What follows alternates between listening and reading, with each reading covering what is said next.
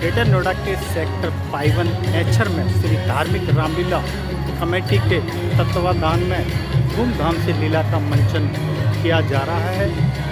Dussehra ground में यहाँ खेल, तमाशे, झूला और खान पान के भी व्यंजन लगाए गए हैं और लगातार यहाँ ग्रेटर नोएडा के सेक्टर, सोसाइटी और ग्रामीण क्षेत्र के लोग भी यहाँ लगातार उनकी भीड़ उमड़ती जा रही है।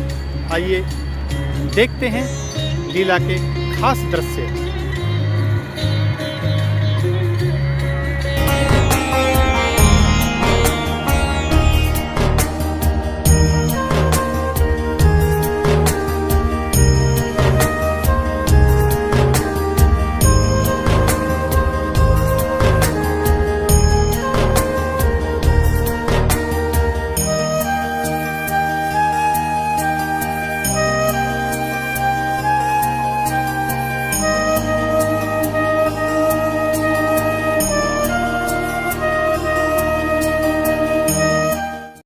करने वाले में, अरे वो बोलता तोता कहाँ है?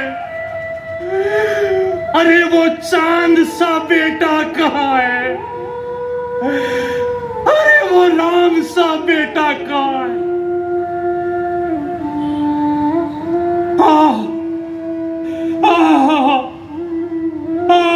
श्रवण के माता पिता का श्राप। बस अब नहीं। राम, बेटा राम, लखन, प्रिय जानकी, तुम कहाँ हो बेटा?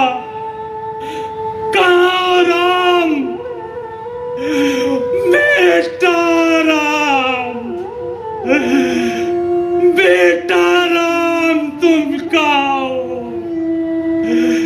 बेटा राम, बेटा राम।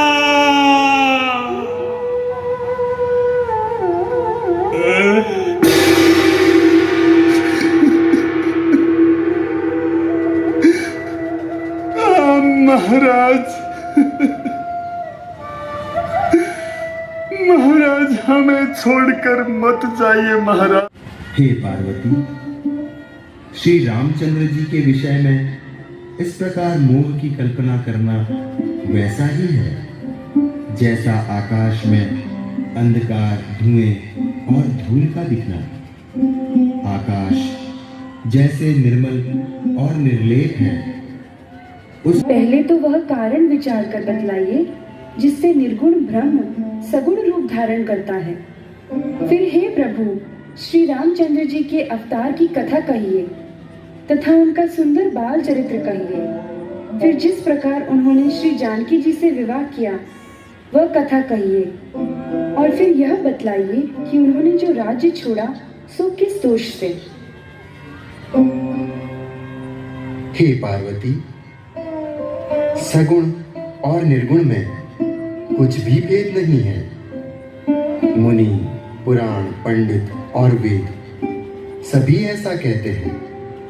जो निर्गुण, निराकार, अव्यक्त और अजन्मा है वही भक्तों के प्रेमवश सगुण हो जाता है। हे पार्वती, निर्मल रामचरितमानस की वो मंगलमयी कथा सुनो जिसे काकभुशुंडी ने विस्तार से कहा और पक्षियों के राजा गरुड़ जी ने सुना था। वो श्रेष्ठ संवाद जिस प्रकार हुआ, नाम, कथा और रूप सभी अपार, अगणित और असीम हैं। फिर भी हे पार्वती, मैं अपनी बुद्धि के अनुसार कहता हूं, तुम आदरपूर्वक सुनो।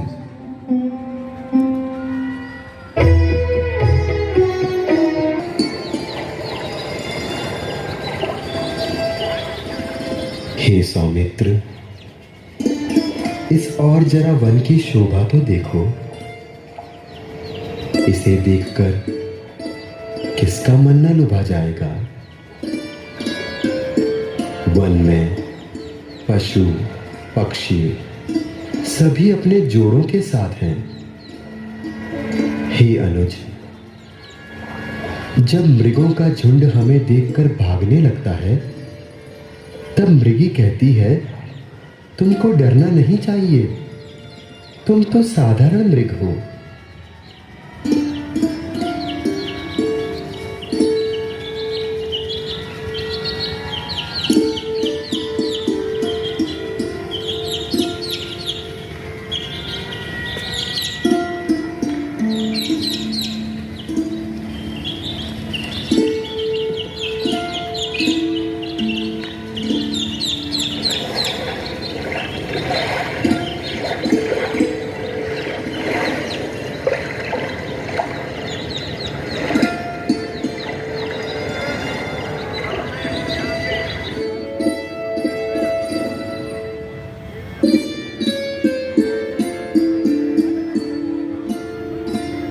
नगर में चलकर कुछ देर विश्राम कीजिए और थोड़ा जलपान करके सेवक को सम्मान दीजिए। प्यारे सखा, मुझे पिता की आज्ञा है कि 14 वर्ष तक नगर में न जाऊं और वनों में रहकर ही तपस्वी का जीवन बिताऊं। ओह, यह तो बड़े आश्चर्य की बात है। महाराज के मन में यह क्या आया जो आपको वनवासी बना दिया? भाई, हमारी माता केकई ने महाराज से 2 वरदान पाए थे, जिनमें प्रिय भरत को राज तिलक और पूज्य राम को वनवास। ओह, इतना अन्याय! यह तो घोर अन्याय है। कोई माता पुत्रों को वनवासी बनाती है क्या? ये सब विधाता की माया है। भाग्य के आगे सभी ने सिर झुकाया है। तो रघुवंशी, चिंता न कीजिए, मुझे आज्ञा दीजिए, आपकी सब प्रकार से सेवा करूंगा। किसी भी वस्तु की आवश्यकता हो उपलब्ध कराऊंगा। नहीं नहीं, आपको कष्ट करने की आवश्यकता नहीं। वनवास में ईश्वर की दी प्राकृतिक वस्तुओं से हम संतुष्टि पा लेंगे।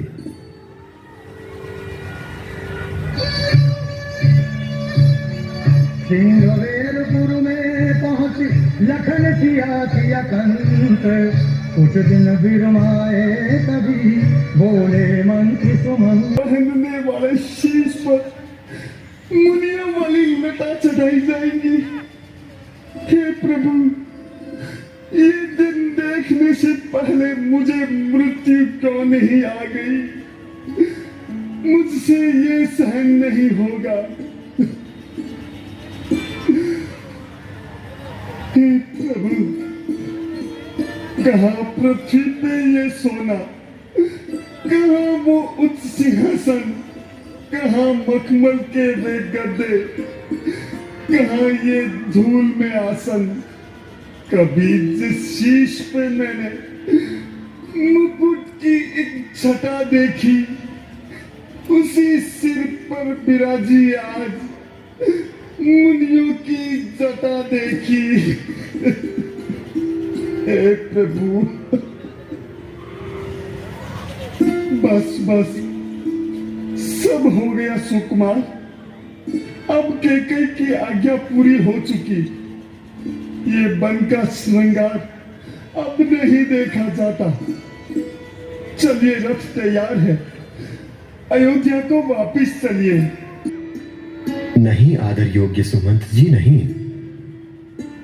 अब आप हमें यहीं छोड़कर अयोध्या प्रस्थान करें और पितृश्री व माताओं की सेवा करें, ताकि उन्हें हमारी कमी प्रतीत ना हो। नहीं सुकुमार, ये तो ऐसा है जैसे देह से प्राणों का निकल जाना। हमें जाने के लिए ना कहे कुमार, हमें जाने के लिए ना कहे। हे सुकुमार, यदि आपने मेरी विनय स्वीकार न की तो बड़ा अनर्थ हो जाएगा। आपके वयोवृद्ध पिता आपके बिना कहीं प्राण ही ना छोड़ दे। तात, आप महाराज को इस प्रकार सुखी और संतुष्ट रखें कि महाराज मेरे संबंध में विचार ही ना करें। लक्ष्मण, तुम भी तो नीतिवान हो, तुम भी कुछ युक्ति। नीति की बात रहने दीजिए मंत्री जी, वो आपका विषय है। मुनि परशुराम की आज्ञा से मैं अग्रज का अनुरत हूं, तुष्ट हूं। सुनिए भागीरथी का कलकल करता मधुर स्वर।